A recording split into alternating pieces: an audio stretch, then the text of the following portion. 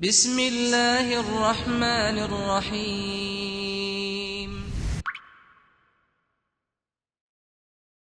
Situation is right now I've been in contact obviously with my team the whole time since October 7 up till now. I could not stop thinking, what is going on now? Is Abu Yusuf still alive? Has he had anybody? Abu Yusuf lives down. He's a director of our office over there, and he lives in Jabali. And his uncle, he lost 17 member of his uncle's family that did 5 days ago. Imagine, I mean, when I spoke to him, I just could not stop crying because I've known his uncle. I met him, and just all of a sudden they died for no mistake of their own. And what's been going on over in Gaza now, this is straight genocide. When you cannot control yourself by following your enemy, who you called your enemy, you cannot justify war crime by saying we have the right to defend yourself. Alhamdulillah Rabbil Alameen. As-salatu was-salamu ala Sayyidina Muhammad wa ala alihi wa sahbihi ajma'in. Dear brothers and sisters, Assalamu alaikum wa rahmatullahi ta'ala wa barakatuh. Once again, and welcome back to another session on the emergency conference on Gaza invasion.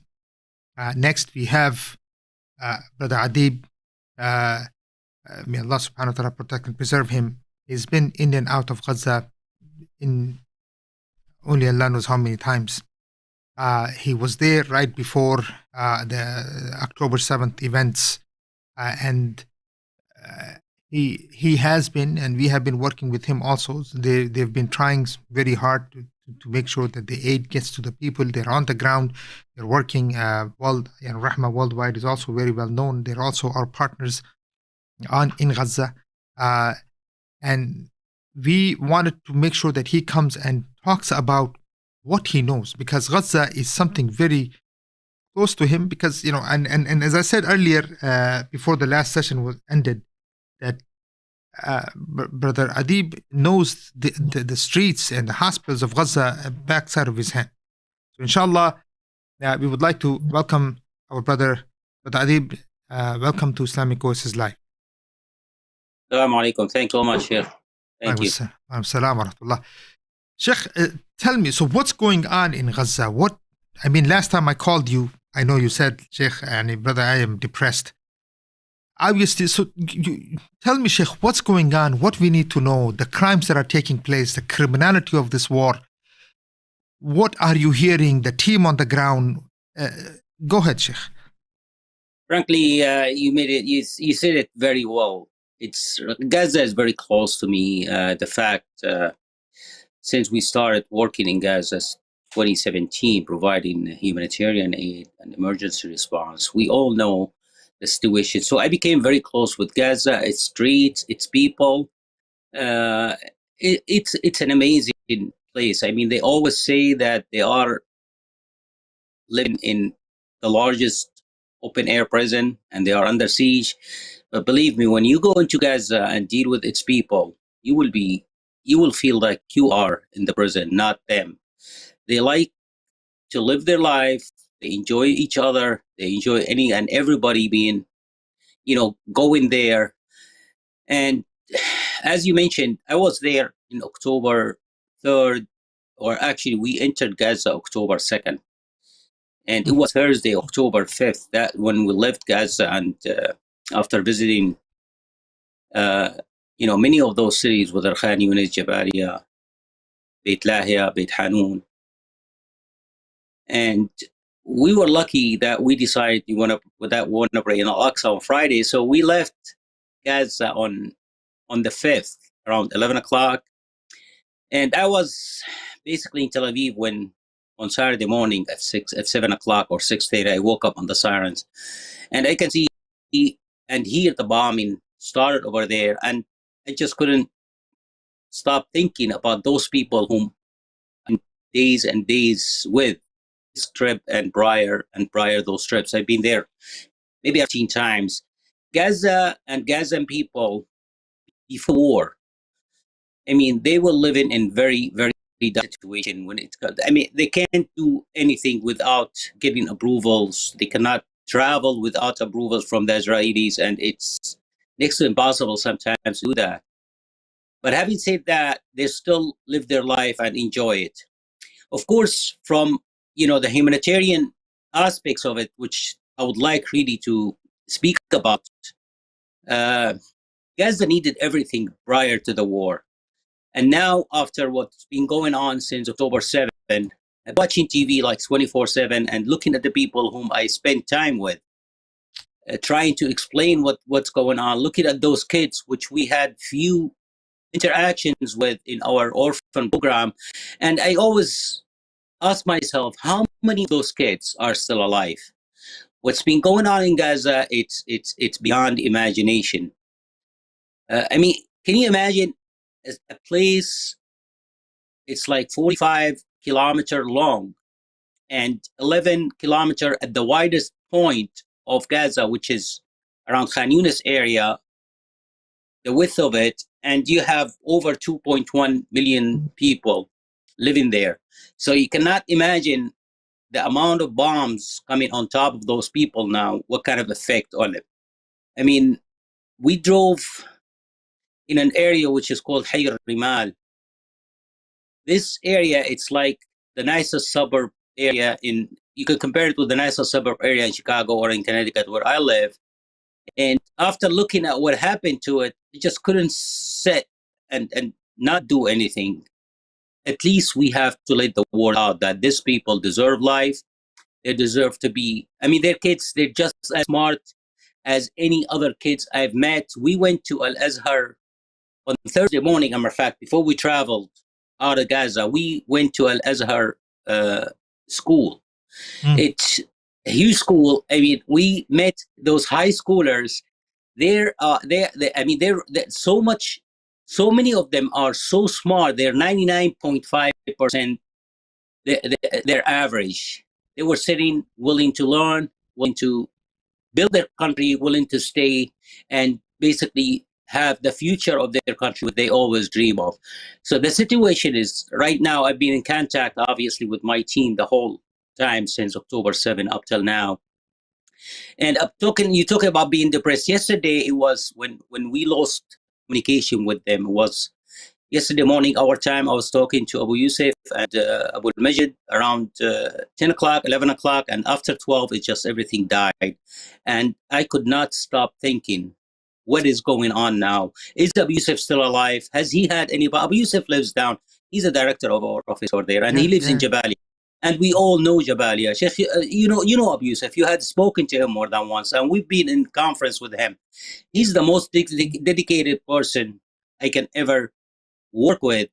And you could tell he's trying to do his best, but with all the bombs all over, I mean, his uncle, he lost 17 members of his uncle's family that did 5 days ago. Imagine, I mean, when I spoke to him, I just could not stop crying because I've known his uncle. I met him, and just all of a sudden they died for no mistake of their own. Okay, you guys have a problem with Hamas. Why don't you attack Hamas? Leave the civilian. We are, as a humanitarian workers, against any violence, against any civilian to die. But the reaction has to match the action. When you cannot control yourself by following your enemy, who you called your enemy, and you just put, you're claiming about the Hamas is using the civilian as a human shield, but you are killing those human shield. You're not saving those human shield. And us as a humanitarian worker, we always have to advocate for peace and quiet and have these people live their life, and then we will think about what kind of reaction you can have. But you cannot justify war crime by saying we have the right to defend ourselves. Okay, you have the right. Let's not argue about that. But you can do it within the rule of war. And what's been going on over in Gaza now, this is straight genocide. You're asking them to move from the north all the way up to the south. Okay, I know very well what you're talking about. From Beit Hanun all the way to Gaza City, you're talking about maybe around 12 kilometer or 15 kilometer. And then you got the Valley of Gaza, and then you got the south of Gaza. They've been trying with they adhere to your warning to move. But while they're moving, you bomb them in the trucks they were driving. You bomb them on the way up there, and Khan Yunis and Rafah is being bombed on daily basis. So how could you ask the people to go from North Gaza to South Gaza, and you still bomb the South just as much, maybe not as much as the north of Gaza, but people are dying even in the south of Gaza. The UNRWA school, they're 4 times their capacity in the north. We know UNRWA has many schools up there. Our team was in one of the schools with like 400 meals. But walking into the school, there's like 2,000 people waiting to eat. I remember when we spoke to the brother there, when we had a conference call, he was telling me, he said, I wish I could show you the condition of the people here. Wallahi, and that was still 2 days before the invasion, the ground invasion. That is correct. And now it's getting worse and worse and worse. I mean, I just heard that the net in the north, it's been cut now, only in the northern part. As a matter of fact, I was just trying to send some messages to Abu Yusuf, and I can see there's no messages going through. So that's what I'm afraid of. I mean, you want to cut the net to do whatever you want, and then later on, okay, we'll deal with it. It happens already. And this is unfair, unreal. I mean, I went to Egypt a couple of days ago trying to, explore the idea how we can get assistance into Gaza through Rafah border. Believe me, I was so pessimistic dealing with the many entities, even in Egypt. I mean, ERC, they're not making it so easy for us as an INGOs to be able to procure food or medical supplies from outside, from Egypt, from Cairo, and bring it in. And now what I'm looking at, okay, what's next? I know you have a lot of assistance lying between Al Arish and Al Rafah crossing, which is, you're talking about 40 kilometers. This is not a small distance. So imagine, and the stadium in Al Arish, it's full of assistance, and they're still not allowing more than 20, maximum 20 trucks. I just got from the logistic teams in Egypt, a newsletter. It's only 94 trucks in the last 7 days. Gaza used to get 400 to 500 trucks daily from Karam Busalim, and the rest, 37% comes through Rafah. Rafah crossing is not made to be a commercial crossing. Karam Busalim, that's the commercial truck. So can you imagine 400 to 500 trucks daily? Now it's been replaced for the last 21 days with 95 trucks. So you cannot imagine the needs. And it's unfortunate. I mean, we understand there's something called the border agreement between the Egyptian and the Israelis. But now we are in a state of war. Whether the people, they're going to die, or we're going to let go with the crossing to have only the humanitarian truck goes in. We cannot sit and wait until the representative, the European representative of the border crossing, who lives in Tel Aviv, get the okay from the Israelis to travel to Rafah to allow those trucks in. And that's what's been going on. They have to from so this guy, he has to go from Tel Aviv. So basically, he goes to Rafah, meaning then he allows the humanitarian. That's the border crossing agreement. It was signed, I think, when Sisi took over. That's when it was signed. And the Rafah crossing cannot be operated for commercial use, I'm talking now, without the approval of this European representative. Therefore, who lives in Tel Aviv? Exactly. He lives in Tel Aviv. He's European, lives in Tel Aviv, and that's his job to allow. And every truck's been coming in through Rafah crossing has to be inspected by the Israelis now. It's not like they can go, and first day, that was the only day the Israelis did not inspect the first 20 trucks. After that, every truck has to go, it has to be inspected by Israeli soldiers. And that's what the cross-border agreement... So Sheikh, the European or the Israeli soldiers are on the border inside Rafah, inside Egypt? No, Sheikh. What happened is when you go through, originally before the war, let's say there's any commercial truck has to go through Rafah. It will cross Rafah, but not go directly into Gaza. It has to bear to the left, Karam Busalim and Rafah. They're right next to. I've been in that border more than once. I mean, I've been in Karam Busalim more than once. As a matter of fact, receiving what do you call it? Commercial vehicles from us. So Rafah crossing and Karambu Salim, they're right next to each other. So the truck will has bear to the left, goes into the, what do you call it, Karambu Salim, and then goes back. So Karambu Salim, they're two, just like a fork. You got the Israeli side and the Egyptian side. So it goes through Rafah into Karambu Salim, get inspected by the soldiers, and then comes into Gaza. And that's what's been going on. I mean, I have pictures, as a matter of fact, for 2 Israeli soldiers opening the car, the boxes, and making sure that what's in it is, medical or food or so on and so forth. Sheikh, So go ahead. no, my point is they're not making it easy. And for us as an INGO, like, let's say, okay, I told them we're going to try to procure some medical disposable or even drugs. They said there's no way for you to get drugs. You have to get a pharmacist or a hospital. I met with the Kuwaiti hospital in Benha, which is a city like 30 kilometers from Cairo, and we're trying to get authorization to, but they were not too helpful because they said it's large amount of money, we cannot put it in our books. So it has to be a way. Even WHO, they're having an issue, by the way, with procuring medical drugs and medical equipment and medical supplies. They are a lot. I mean, a lot of countries, they've been flying their assistant into Al Arish, like the Kuwaiti, for instance. I know there are 2 planes of them. They arrived Al Arish 5 days ago, and they're still at the end of the queue, waiting for their turn to come in. So with this level of assistance going through, if I'm going to purchase a container of food or medical supply, I cannot imagine going in before 2 months. These people in Gaza cannot allow 20 or 30 trucks a day, where their normal volume is 450 to 500. Go ahead. So now,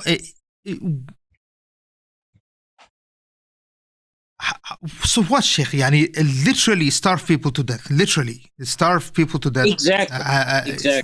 Not allow people to have access to medicine or hospital. Now, let me ask you, Sheikh, when you've been to these hospitals, I've seen you there many times in the hospitals, talking to the staff, how are the hospitals? Because I know the hospitals or Gaza needed, so as when you started, you said Gaza needed so much more even before this. Exactly. So now, what in your mind, from what you have seen of the hospitals in Gaza and what you have seen from the general streets, and what is going through your mind, Sheikh? To be honest with you, I just feel like whatever we can do is not going to be enough. This morning, I was speaking to Dr. Muhammad Aqad. Dr. Muhammad Aqad, he's the president of the European Hospital, which is in Rafah. So first thing, I spoke to him because we met in August over there. I was there before my last trip. I was there on August 3rd through a medical mission we had. So part of the mission was at the European Hospital, and I met Dr. Muhammad Aqad. He told me, Adib, thank God we are still alive and taking care of patients. He did not leave the hospital for the last 21 days. Imagine. And he is the director of the European Hospital, one of the largest hospital after Shifa. I spoke to Dr. Musalmi at the Shifa hospitals. Same exact thing. Dr. Hussam Abu Safiya from Kamal Adwan. We've done 3 huge projects for Kamal Adwan. The last one, we finished it 4 months ago. We renovated the whole emergency room for them. First thing he told me, Adib, I lost 18 of my family, and I'm still on top of my work, taking care of patients. Those are the people who we are dealing with, who love their land and love to take care of the people regardless of the circumstances. What I feel we can do, the only thing, frankly, I mean, it's so obvious, the only way is to get it through Rafah. But to get through all this bureaucracy, it's a disaster. We all know the situation in Gaza. We all know there's a lot of fun right now. Everybody has fun. All the organizations, they all want to help. Like, Sheikh, you were telling me about getting fuel, okay? We were supposed to get 10,000 liter of fuel from Khan Yunis. I spoke to Abul Majid today. I told, what happened with the fuel? He said, okay, we were able to secure it. Obviously, we don't have cash in Gaza. We're all buying credit. We cannot transfer. We have money in Ramallah office. We have obviously in our account over here, but there's no way because banks has been destroyed. So he told me, he was very clear. Okay, I need cash. So we end up going to the civil service manager in Gaza, and he wrote him a check. And obviously he knows who Rahma is, so we'll be able to. He wrote him a check, but he told me I only can give it to you in Khan Yunis, Al Nasser Hospital, but I cannot get it to Shifa. Shifa is the largest hospital in Gaza. There's over 600 beds over there, and they need fuel badly to be able to operate their generators. So we try. I mean, we all purchase in locally, but at some point, the local market, if it's not already dried out, it will be dry in a day or two. We cannot get any medical supplies. The central kitchen of the Ministry of Health, they're out of meat. They need meat, and they make 7,000 meals a day for the hospital, 5 hospitals in Gaza, and the medical staff and the patient. We're trying to find the meat for them. It's easy said, done. So we've been facing a lot of obstacles. If this border crossing is not open freely for the aid to go in without those obstacles of being inspected the way it's being inspected, so you will have a trickle down 2015. Today, only 10 trucks went in. Imagine that. Yeah. 10 trucks today.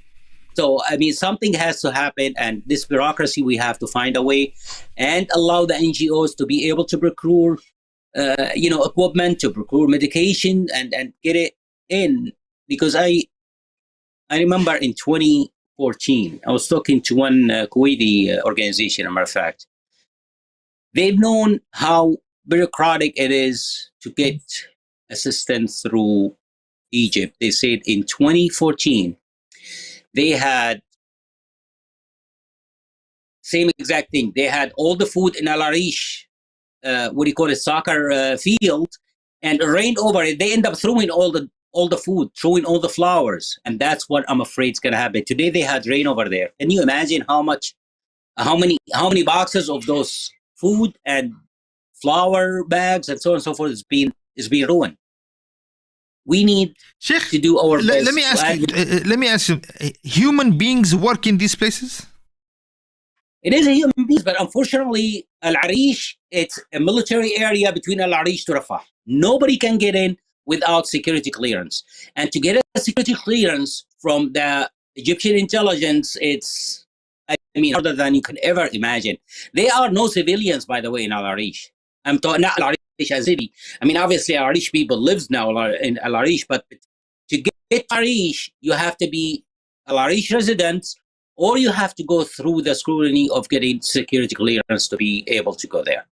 And the second solution, it's very, very hard. I mean, when we take the responsibility of delivering food, to me as a humanitarian worker, I want to make sure that food get in. I don't want the food to be in the truck waiting 5 and 6 or a week or two to get in. So the solution is to ease all those restrictions are being put for all those trucks. If you're going to have it 7 days since the Rafah crossing has been open now, or 8 days actually, 91 trucks. I mean, average of 10 to 12 trucks a day. And you got 2.2 million people. They have no work. They have no food. Our bakery, as a matter of fact, in Jabalia, we have a bakery in Jabalia. It's been hit once, hit twice, and the guys, they were so dedicated to be able to get it to get it ready to work. Now it's working, but they cannot really have flour to be able to bake bread for the people. And just the bread we're talking now. So imagine, I mean, how long it's going to last. Every day this escalation is being going on. It's going to push our work maybe a month or two. And we're not talking about rebuilding now. We're talking about feeding people. Wait until we have a ceasefire, hopefully, and then you're going to say, okay, I lost my home. Where am I going to live? I mean, you're talking about 100, not building, 100 وحدة سكنية, 100 apartment. It's been hit. That means 100,000, I'm sorry. 100,000, multiply it by 6 people per family. So you're talking 600 something thousand person. Those people, they lost their homes. They have no homes whatsoever. Whoever has money or doesn't have money is going to have to rebuild. Rebuilding, that means they cannot stay in the home, obviously. So where are they going to live? I mean, that's what we're going to be. I'm thinking about a week, a month.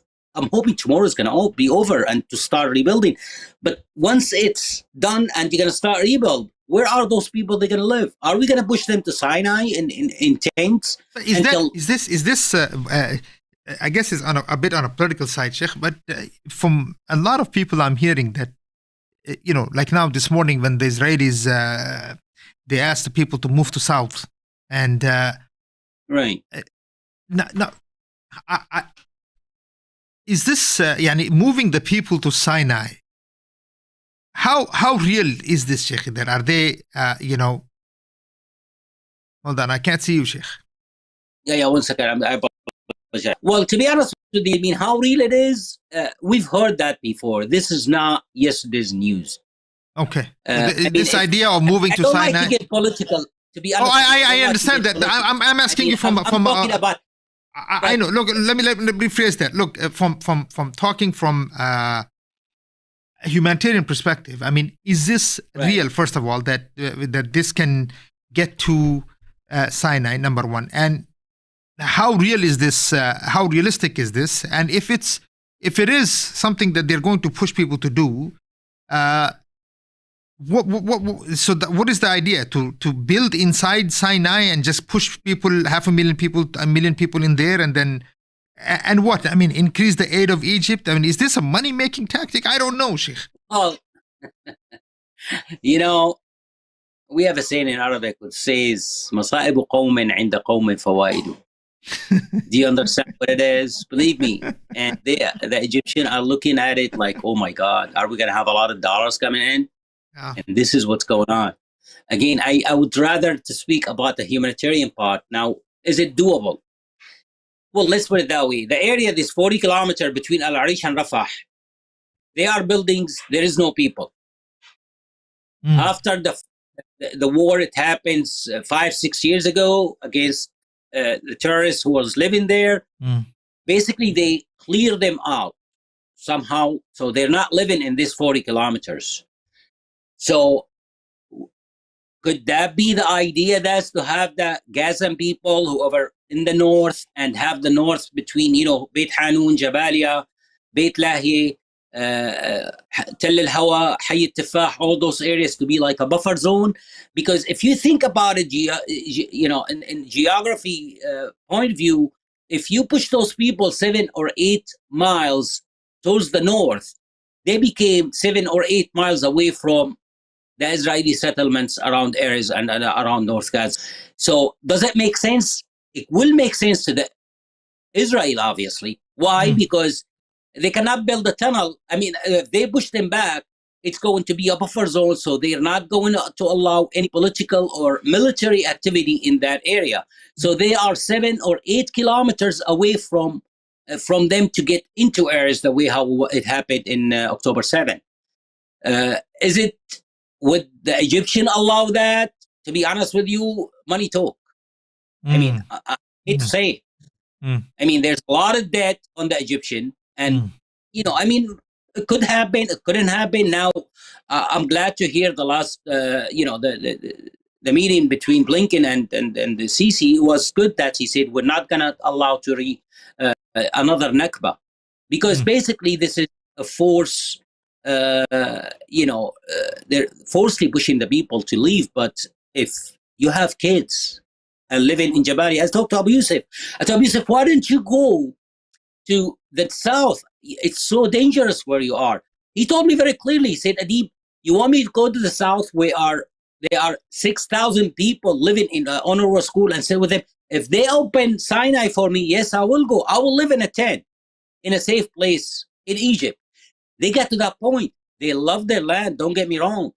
But that's what I'm saying, Sheikh. So, see, the thing is, Sheikh, what I saw, for instance, you've been to Halab, you've been to Syria, you've been to many of these war zones yourself. Yes. And so you know how people were bombed to shreds for many, many negotiations. And then we found that people were forced to accept, would make them so desperate that they don't have any other choice but to accept this negotiation, that negotiations. And we saw that in Halab, people were bombarded in ways we couldn't imagine.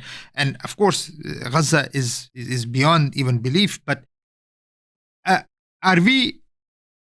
So you're saying that it is possible that they push the people out of this area, and another Nakba is possible, and you're looking at complete regional redistribution of the population. Exactly. I'm afraid that's what action speaks louder than word. Okay. It's been, if you remember the first couple days of the war, they were asking Egypt, obviously, to open their border. They said, okay, what's wrong with that? Turkey opened their border to the Syrian. Jordan opened their border to Syria. So they're trying to compare apple with oranges. In that Syria, it's when you talk about Palestine, you're talking about qadiyya, something we believe in. I'm 60 years old. I grew up knowing about what happened in 1948. So to have this be, and believe me, once they go into Sinai, they're going to be make it so hard for them to go back into their home. But they're not going to go. Sinai is a desert. I mean, how? So have you seen Sinai? Have you been there? Yes. Okay. Yes, I've been in Gardaqa, they call it, and even going Sharm Sheikh, more than once. You go through Sinai. I haven't been in Rafah, obviously, but I can imagine it's just an open. But they are building in the area, and believe me, this is what's going to happen. I hate to say it, but the Egyptian will give the land, take the money. The Saudi will build, or the Gulf country will build the infrastructures, and there will be no debt on Egypt. That will be, it's musawama. I see what this is. I mean, you're talking about billions and billions of dollars they have in debt, and they've been. The Saudis, they were trying to follow up on the debt of between Saudi Arabia and Egypt. The same thing with the Kuwaitis. So if the U.S. comes in and some Arab country comes in, okay, you got no debt anymore. Give up this 40 kilometers. We will have those people resettle over there, and you get some. Oil money comes to build infrastructures and whatever they need. This is what they're looking for. But are the Egyptians going to go through with it? I hope not. But at the same time, what are you going to do with this 1.6 million living between Beit Hanun and Gaza City? 1.6 million. You only have 450,000 people lives between the valley south towards Rafah. I mean, it's an open land. When you go, I've been in Rafah obviously more than once. So you're going like you're driving in the Midwest. There's a lot of open land. There are some cities, obviously, some people, but you're talking, a little bit more than half of Gaza, and you only have 450,000 people living in. And in the south, you got the where the people really live in, like in Jabalia, Beit Hanun, Beit Lahia. I mean, Mukhayyam Jabalia, the camp of Jabalia, by the way, every kilometer in Jabalia, you have 10,000 people live in it. Imagine that. Every kilometer, 10,000. I mean, in Tokyo, where they say it's the most expensive land, you don't have that many people living in it. So just, if you put 1 + 1, that's what they are trying to do. Are they going to be successful? I really don't know. I hope not. But at the same time, I worry about those civilians. We have to find a solution. So, I mean, well, the solution, what they're giving is move to Sinai. Exactly. That's what the solution they're giving. There's some resistance from the Egyptian, although maybe public resistance, to be honest with you. I don't know what's going to happen in the closed doors, but publicly.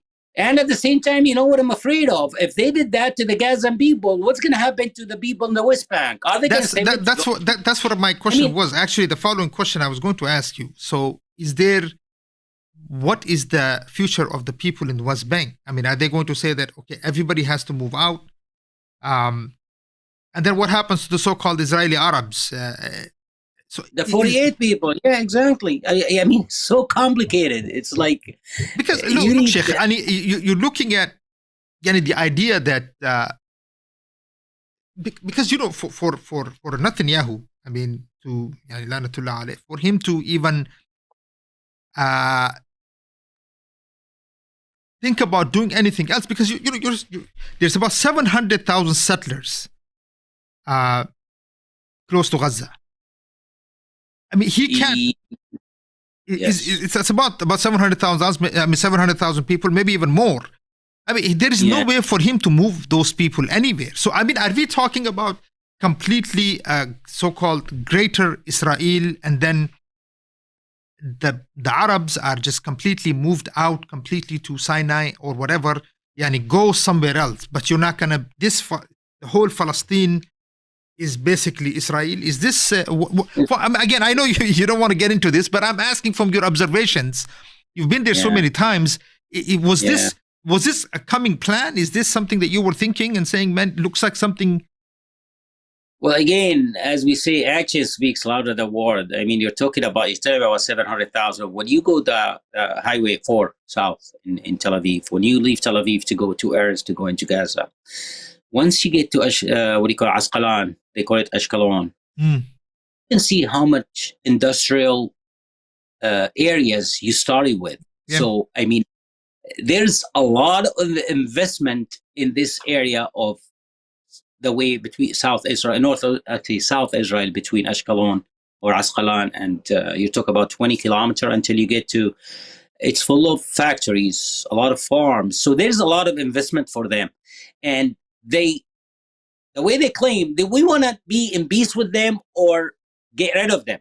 Okay. If we get rid of them, that means we can put more investment in these areas. Now you're talking from Asqalan all the way down. There is no more people living there. Now Israel living in tents. Now they know how we feel, okay? They had to remove them. So for them, they're not going to stop before they do something what they think it's going to be permanent. I mean, it's funny. We were in one of the meetings with very, very prominent person, okay? I don't want to mention his name, but he told me we're sick and tired every 5 years, Gaza getting demolished and come under rebuild. Gaza getting demolished and come and rebuild.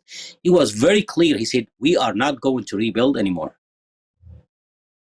Very prominent person, very well connected with the politics and all that. And he told me very clearly, we are not going to rebuild anymore. Now you're talking about 100,000 homes. So I don't think they're going to be looking about rebuilding.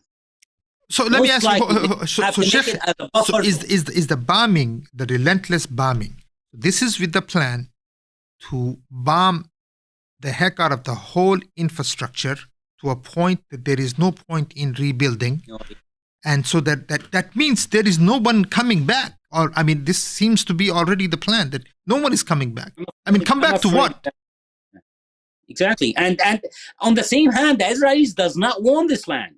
They don't want to go into Gaza and being right next neighbor to from the valley south. Okay, we push them south of the valley. If they want to stay there, that means they're going to be in danger.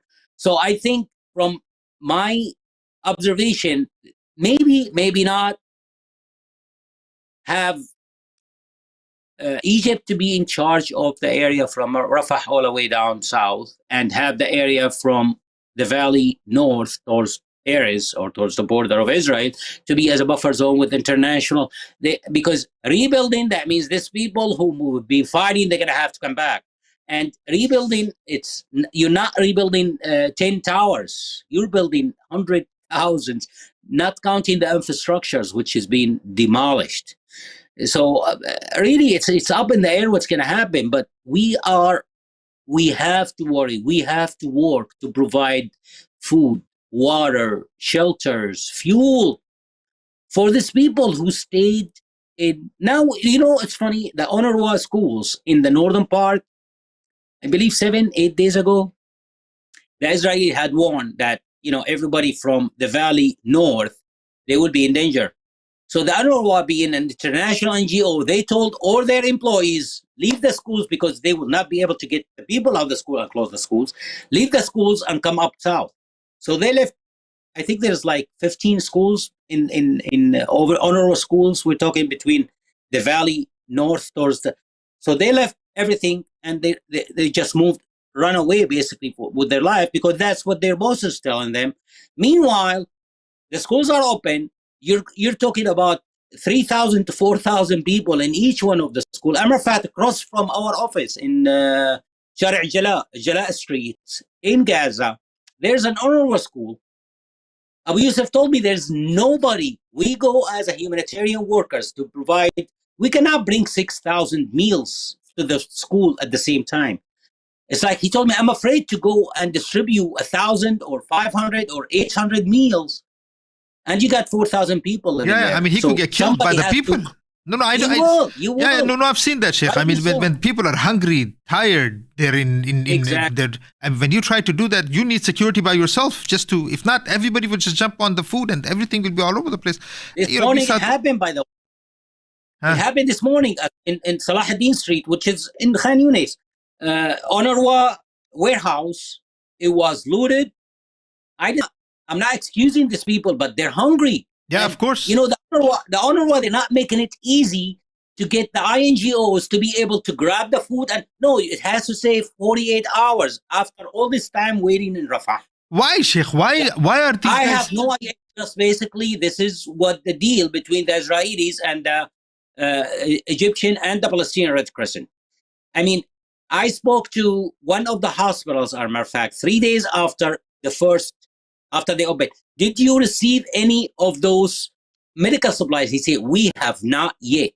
After 3 days of being at the UNRWA warehouses, they're not delivering straight to the hospitals. They're not delivering straight to the distribution area.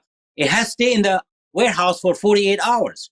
Now, this morning, people, they just went into the warehouse and start taking whatever they can. Yeah, of course. What were they expecting then? I don't blame them. I really don't. I don't blame them either. Obviously, and not only that, it was the money and and all of this was sent for the people, not for UNRWA.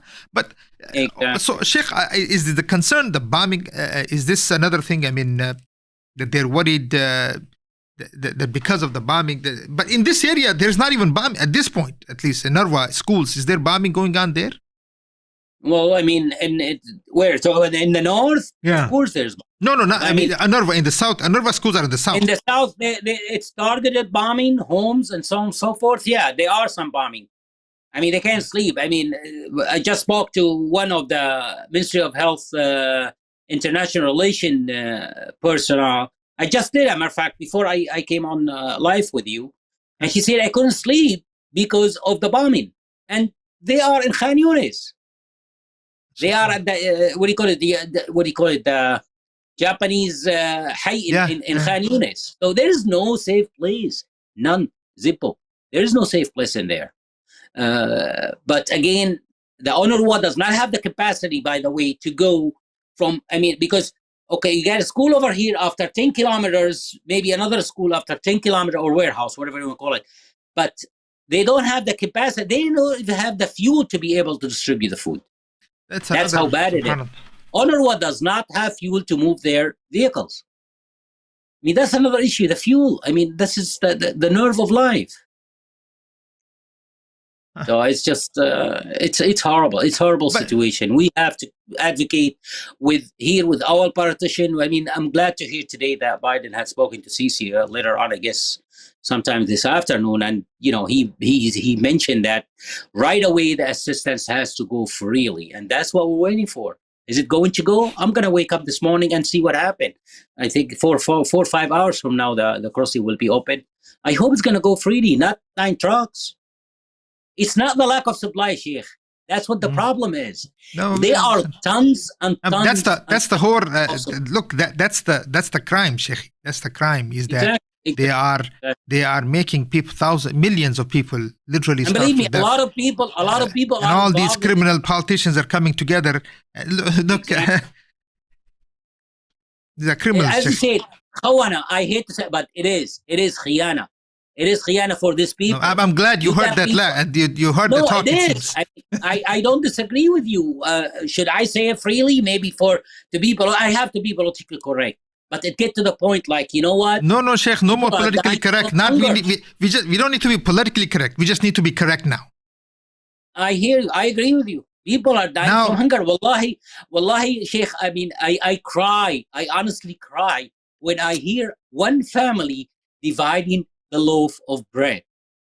We are on the 21st centuries, and seeing people, and not because of lack of food. There's a lot of food on the border. Let it in. There's no reason for you not to let it in. I cannot imagine because of waiting for inspection.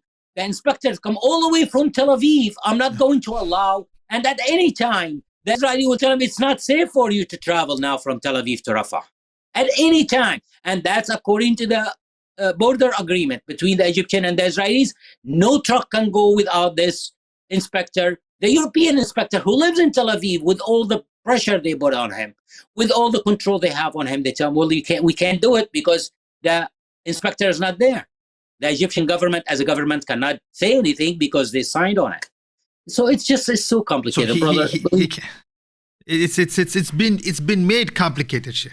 It's been made complicated. Of course. That's in the state of war. Yes, I agree with you. It is made complicated, but you need someone who has the guts, okay, to tell the other side, I'm not going through with this agreement in this situation. Yeah. That's what we need. Yes. Do we have that person? We need people with guts. May Allah subhanahu wa ta'ala bring people with guts, Sheikh. Yani, the whole ummah is watching like, look, we had another speaker or brother. He was on and he said that, look, we have left chickens to rule us. What else do you expect? May Allah subhanahu wa ta'ala protect us, Sheikh. Wallahi, Sheikh, wallahi. But Sheikh, Jazakallah khair for all the work that you're doing. And I see the frustrations and what else. It's like your hands are tied. Your hands are tied. We have money. We have assistance. Let it through. It's like, let it through. And let it through now. And then we worry about the other side. The other side, right or wrong, okay, we are against any civilian being killed. Okay, we did it. We made it very clear. Even we posted that. We are, but do not react that way on a civilian. That little child, okay, what did he do? Does he know what Hamas is? Does he know what the Israelis are? But don't try to tell me I'm going after Hamas. And they're using them as a human shield. We are not killing them, but you're throwing the bombs on them. No, I saw some of the videos also that even the Israelis they had families tied to trucks. I saw. I mean, and then they were moving because they were worried. They are trying to protect their own soldiers. I mean, this whole idea that so and so is using these human beings as as shields and things like this. Look, we're seeing that. We're seeing exactly what the Israeli soldiers are doing in West Bank, in Jenin, and so many other places, literally using children, Sheikh, to as shields in these areas. So I mean, the whole thing that they're using this and that, this is all nonsense. We're seeing it. But final thoughts, Sheikh. Yani, just if you can summarize it in 20 seconds.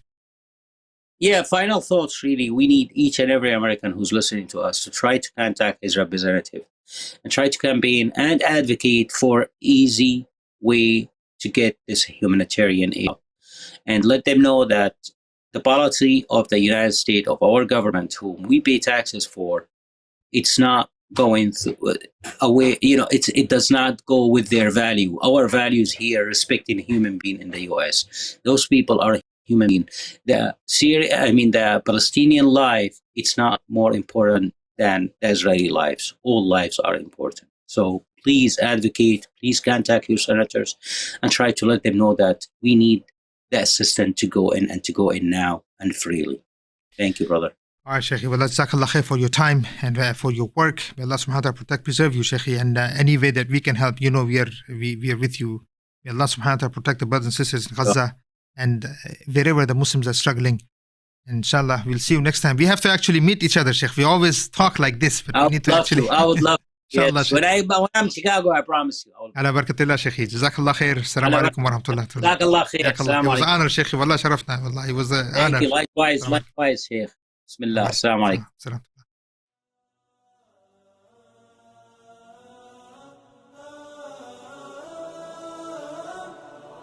لا لن يطول الظلام ديننا لن يضام نحن جيل الهمام نحن فينا عمر، لا لا لا لن يطول الظلام، ديننا لن يضام، نحن جيل همام، نحن فينا عمر. صبح بدا نور ظهر، نجم وشمس وقمر، ألقى على الدنيا الدرر، هذا عمر هذا عمر. كل البرايا تنتظر أيامه البيض الغرر، كي تستفيد من العبر، هذا عمر هذا عمر. لا لن تدوم الجراح، بل سيأتي الصباح، نحن أهل الكفاح، نحن فينا عمر، لا لا لن تدوم